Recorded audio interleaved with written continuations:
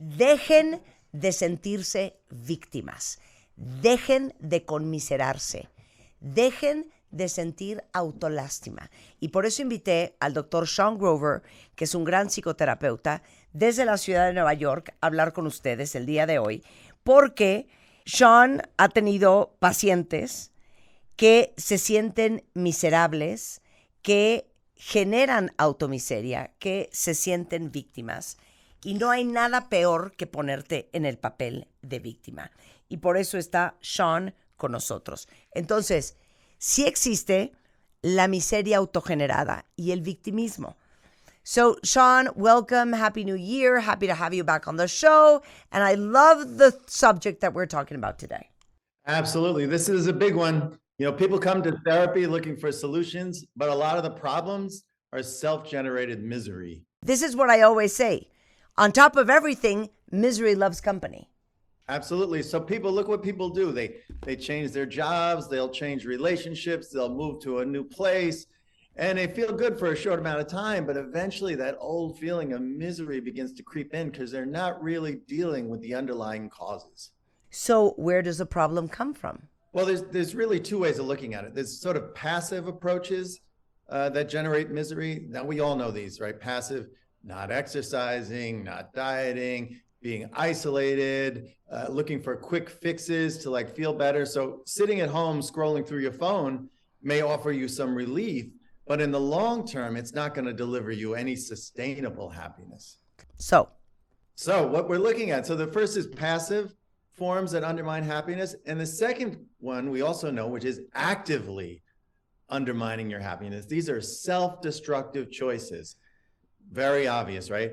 Drugs, alcohol,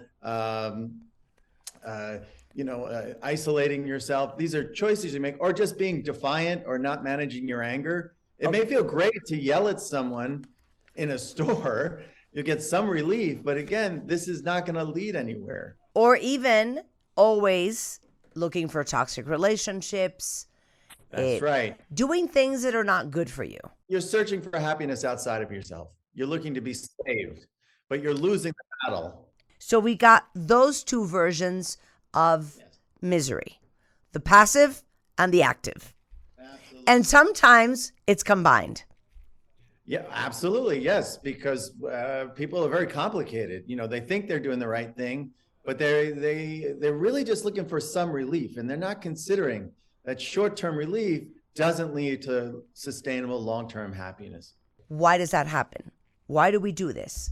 Okay, well, let's look at the telltale signs. You can take this little test yourself, right? Okay. If you find yourself blaming everyone for everything, if your favorite hobby is complaining, if you're a victim, if you're, this is my favorite one for people my age, nostalgia. Oh, things were so great way back then. Things were so much better. Well, if you read one, and I recently reread one of my journals when I was in my 20s, haven't seen it in 30 years. I read it, I thought, oh my God, things actually weren't that great. I just edited it in my memory. But those attitudes really destroy happiness, and you got to identify them in yourself. Okay, so repeat the four of them again. Blame, complain, victimizing, and nostalgia. Got that laid down. Go. The other thing I want to point out is like how you relieve your stress, right? There's a woman I work with. She came into her therapy group with me and said her boss insulted her. And she was very upset, very hurt by what he said. So we all said, what did you do? So she said, well, I went home, I baked a plate of brownies, and I ate them all. All right, so she felt better, I imagine. But why is she in therapy? Because she's very concerned about these habits. So what she did to feel better in the moment contributed to much longer term unhappiness and misery. And you know what, Sean? I always talk on the show about the destructive, vicious cycle. Mm-hmm. And then it comes a series of unfortunate events, and you fall into this downward spiral of negative, self-destructive things until one day you snap and you spring back into your virtuous cycle. But I think that many of us are between those circles all our life. That's right. And we're really battling ourselves. We don't even notice it, but we're doing things that undermine ourselves all the time. People hire me to be their therapist, and they want help, and they're desperate to, and they pay me good money to get help. And then yesterday it was snowing and it was cold, not so bad, but how many people are like, oh, I don't want to leave the house. Oh, I don't want to make the trip to the office. They're so easily defeated by every little obstacle that it's hard for them to make progress under those conditions. So not letting yourself be defeated by the little obstacles. There's going to be obstacles. Life is full of obstacles.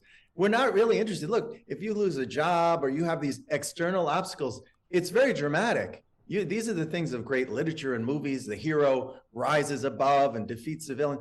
But when that obstacle is internal, it's not as easy.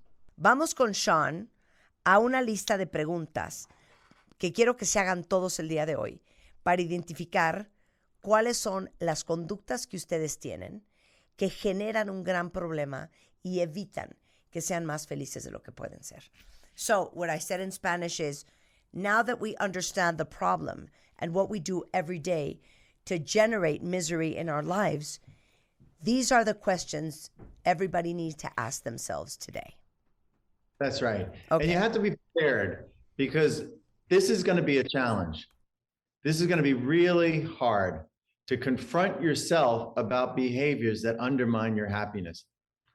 So this is nothing you can do casually. You think it's going to be easy and you're going to quit if it gets hard. This is going to require like sustained, consistent effort. I am ready. Okay, so the first thing we're going to do is we're going to identify those behaviors. You can make a list. You can talk with your friends about it. You can actually have a friend hold you accountable for these things. If that's a good friend, they're going to back you up on this. So the first step, identifying the behaviors. Do you spend too much time on social media? Is your sleep schedule messed up? Do you procrastinate all the time? Just make a list. How do you get in your own way? 2. Number 2, now you're going to target those behaviors. You know what those behaviors are, and you're going to look to introduce new behaviors. Like, for example, if you don't leave the house, you're going to say, I'm leaving the house 3 times a week. I'm going to the gym twice a week. And then creative things. I'm going to go to a concert. I'm going to go to a dance performance. I'm going to write for 30 minutes in the morning. A lot of people call that the morning pages. All these efforts to introduce more active and creative choices to confront the behaviors that you've identified. Okay, understood. Next one. Now, during this struggle, you're going to have to practice much more self-care. That means you're going to have to take better care of yourself in terms of your sleep and your eating. You're going to find ways of encouraging yourself. You're going to feel discouraged. You're going to have maybe a workout buddy. You're going to have a friend you can call when you're feeling like giving up. These are all forms of self-care that will bring energy so that you can continue the struggle to win over these negative habits. I think that particularly in this month, when we come back from the lack of order and structure of vacations, of not doing anything, of not eating right, of not sleeping well, of not exercising, of not having, discipline in your life, without knowing, you could be having like a mild depression. And I was telling the audience that last week, I was feeling very out of sorts. And this week, when I came back to training and eating right and sleeping well, and with my discipline and my structure and my order in my life, professionally, in my house, when you get your shit together, you automatically start feeling better about yourself and about life. That's right. If you have structures, you have all these support systems, you enjoy your work, you love your work, you're going to live much longer. So what you're doing is really number 4, which is you're rewarding yourself.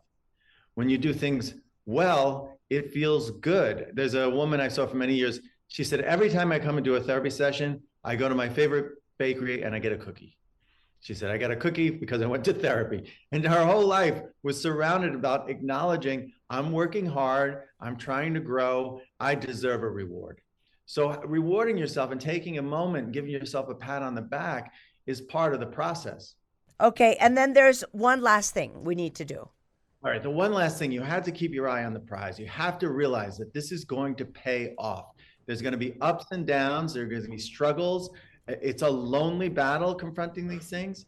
It will take time, but remember how good you will feel. Many people can start a marathon, but not everyone crosses the finish line. How good it feels to cross that finish line. So keep your eye on that. Don't lose focus.